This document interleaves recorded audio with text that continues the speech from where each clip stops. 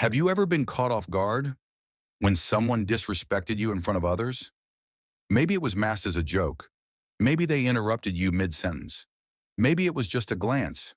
That made you feel small. And in that moment, did you freeze?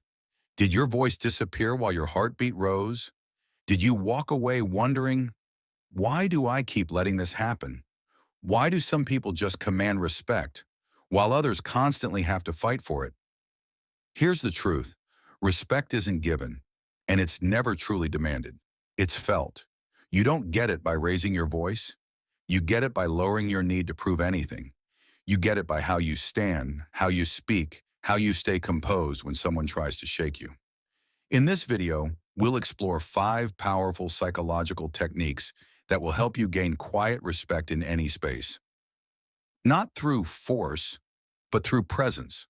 These are not tricks. They're reflections of something deeper, self-worth that doesn't ask permission. But before we begin, subscribe to Deep Psyche and join our Telegram community below for early access to videos and deeper insights on boundaries, self-respect, and emotional mastery. Now, let's begin. 1. Command respect in the first 5 seconds. Respect begins long before you say a word. Psychologists at Princeton discovered that people form impressions of your character and competence within the first 1 second of meeting you, and almost all of it is nonverbal. That means posture, eye contact, the space you take up, and the silence you're not afraid to hold. So when you're introduced to someone, never greet them while seated if you can avoid it. Stand up, align your posture, hold your head level, your movements slow and intentional. Don't look at their hand when you shake it. That subtle downward glance sends a message, one you never meant to send: submission. Instead, let your gaze meet theirs gently, not to challenge them, but to show that you're present, that you see them, and you're not performing. People don't respect noise. They respect stillness, because stillness is rare. Stillness is earned. Stillness means you're not chasing approval. 2. Interrupt the interrupter. Without force, being interrupted isn't always accidental. Sometimes it's subtle power play, an unconscious attempt to reassert control, to shift the focus away from you. And when it happens, most people either shrink or they try to talk over the interrupter. Both are mistakes. The most powerful response? Pause.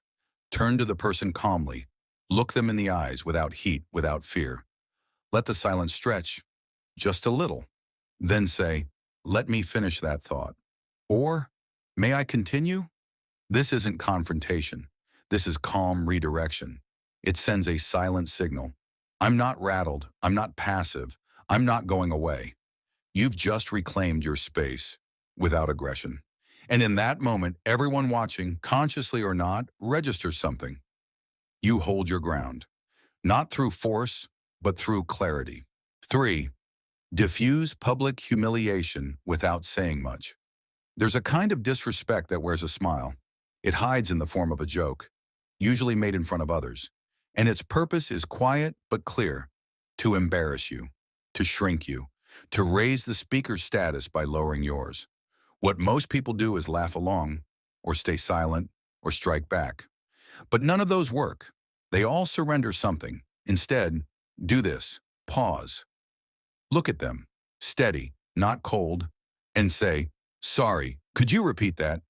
That one sentence flips the entire frame. You've just pulled the moment into stillness. And now, the crowd is listening. The tension is real, because most people can't repeat a cruel joke twice, not without it landing differently, not without revealing its bitterness. You haven't retaliated. You haven't played their game. You've just handed them the mirror, quietly, and they'll remember that. So will everyone else. 4. Disarm provocation with pattern interruption. Some people don't joke. They provoke. They poke at you with sarcasm, slide in veiled insults, say things they know will sting. Why? To pull you into emotional chaos, to make you lose control so they can feel in charge. When this happens, you have 3 options. 1. Take the bait. 2. Retreat in silence. 3. Or break the pattern. Say something completely unrelated, emotionally neutral, unexpected.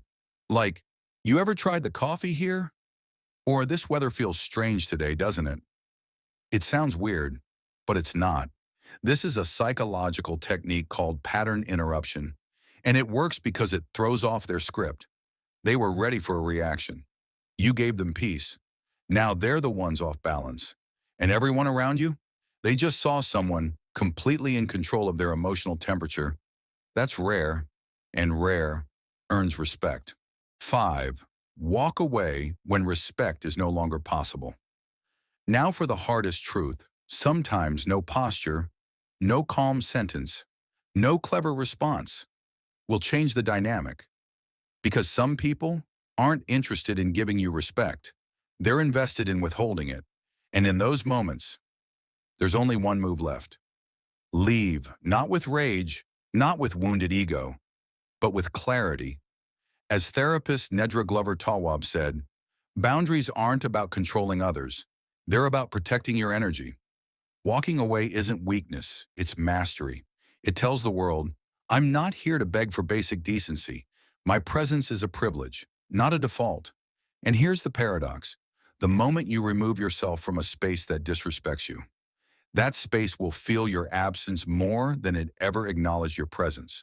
Sometimes silence says more than words. Sometimes walking away is the loudest thing you can do. Respect isn't something you demand. It's something you teach through example, through how you carry yourself, through what you tolerate, through how calm you stay when the room starts shaking. These 5 strategies aren't tactics. They're reflections of deep self-trust, because when you enter with groundedness, reclaim your space without force, diffuse humiliation without anger, refuse to feed chaos, and walk away from disrespect, you show the world exactly who you are, without ever needing to raise your voice. If you've ever been in a moment where you were disrespected and stayed silent, or if you finally found your voice and shifted the room, share your story in the comments. We learn through each other. And if this video helped you reclaim something inside you, subscribe to Deep Psyche and share this with someone who forgot how powerful their quiet strength really is. Because sometimes, the most respected person in the room is the one who never had to ask for it.